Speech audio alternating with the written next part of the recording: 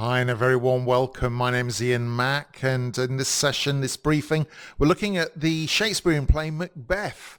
What's it all about? What's the story? Who are the key characters? What happens? And anything else that you need to know.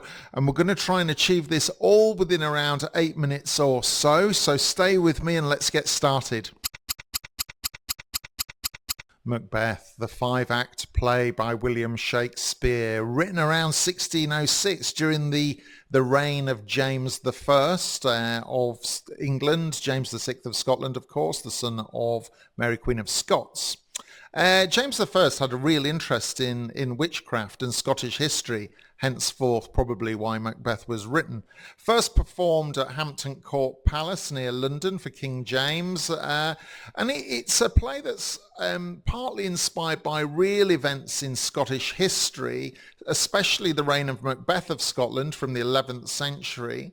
And so Macbeth was a real king. Just to point out, here are some original pages from Holinshed's History of Scotland, which Macbeth would have used to reference his history material.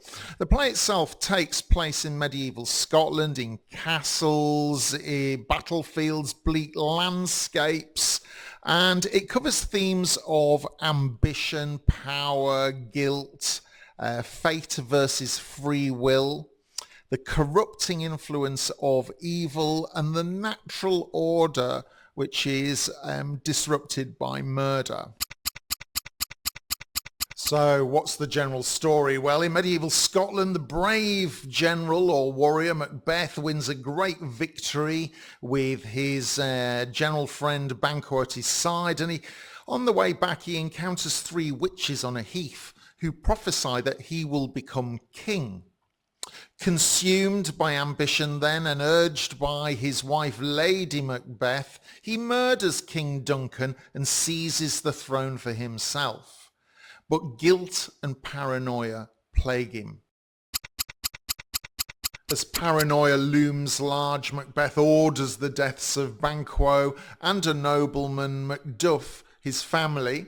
While Lady Macbeth descends into madness, Macbeth really now becomes a tyrant. He's trusting new prophecies from the witches that he cannot possibly be defeated by a person, a man who is woman born. But Malcolm, the son and heir, and Macduff raise an army and they advance. And as they do so, Lady Macbeth dies. In the final battle, Macduff kills Macbeth, revealing he was not of woman born, in other words, caesarean section. The son and heir Malcolm is crowned king, and order, as always in Shakespearean plays, is restored. In Macbeth, there are 6 key characters that I'm going to highlight, which I think that we should know about. Obviously, we have Macbeth himself. Macbeth is a Scottish nobleman, he's a general, he's a warrior. He murders King Duncan and he seizes the throne for himself and his wife. He's haunted by guilt and paranoia, which ultimately leads to his downfall. We've got Lady Macbeth, ambitious and ruthless as his wife, initially strong but unravels from guilt, sleepwalking and eventually dying. It's implied by suicide. Then we've got Banquo, he's Macbeth's friend and a fellow general. The witches predicted Banquo's descendants will be kings, which is really very much why Macbeth has him murdered. We've then got King Duncan, the king who is murdered, a good and rightful king of Scotland. We've got Macduff, a nobleman loyal to Scotland. He opposes Macbeth's rule and he leads the rebellion against him. Ultimately, he kills Macbeth in the final battle. And we've also got Malcolm, Duncan's eldest son. Remember, that's King Duncan.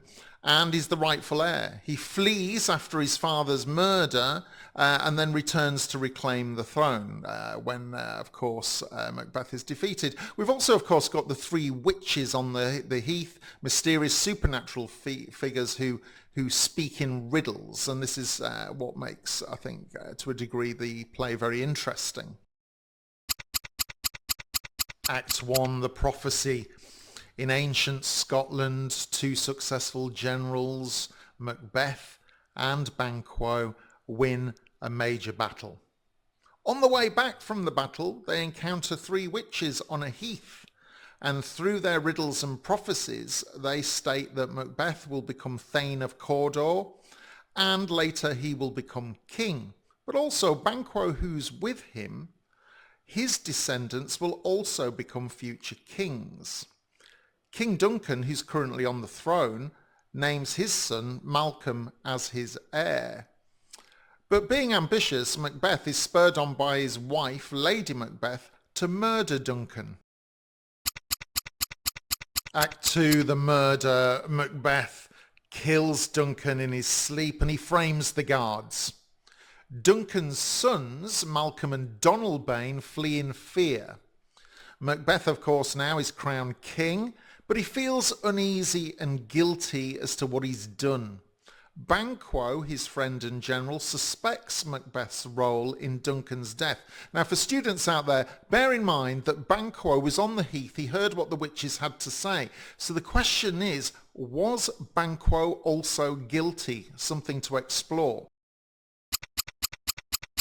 In Act 3, tyranny rises. Fearing Banquo's heirs will take the throne, Macbeth hires murderers to kill Banquo and his son Fleance.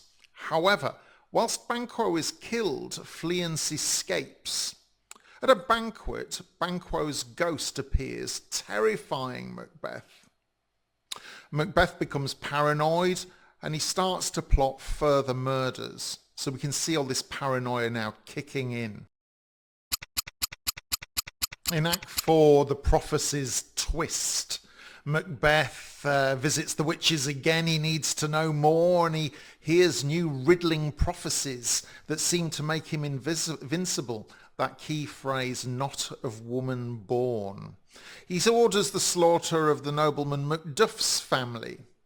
Macduff joins Malcolm in raising an army to overthrow Macbeth. And meanwhile, Lady Macbeth begins to unravel with guilt. In Act 5, we have, ultimately, of course, the fall. Lady Macbeth sleepwalks, dies, likely by suicide. Then Malcolm's army marches on Macbeth's castle, disguised with branches from Birnam Wood, fulfilling a prophecy. Reminds me a little bit of some scenes from Lord of the Rings. Macduff kills Macbeth in single combat and reveals that he was born not of woman born, but in effect by caesarean. That's what's caught Macbeth out. And Malcolm now becomes King of Scotland. And of course, we see order being restored. Okay, so in this play, Macbeth, what's worthy of note? Well, first of all, it's one of Shakespeare's shortest plays, so that's worth noting. Secondly, it's one of Shakespeare's four major tragedies alongside King Lear, Othello, and Hamlet, and you'll find those summarised in other 8-minute briefings by me. Of course, the play is famous for the three witches. Remember James I of England, the king, he was interested in witchcraft and superstition. It's very famous for the Macbeth soliloquy, tomorrow and tomorrow and tomorrow, creeps in this petty pace from day to day. And I will refer to that in the companion video where I go through 9 key quotes from this play. It is still one of the most performed Shakespearean plays worldwide to this day. I highlighted it earlier, but do bear in mind that it's worthy of investigation looking at Banquo's guilt in all of this. He heard what the witches had to say from the outset. So how guilty was he in the proceedings? Something to discuss.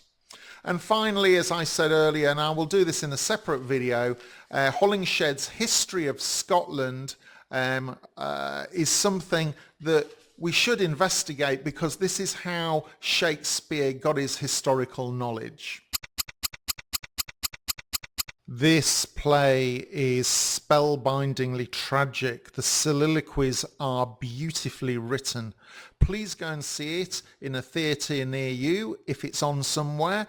And thank you so much for your time in this session, and I hope it's helped you get started. Please don't forget to share any comments, any information that you have about this play with fellow viewers. Always useful in building the community. And I look forward to meeting you again in the next one. And until then, remember, time is knowledge.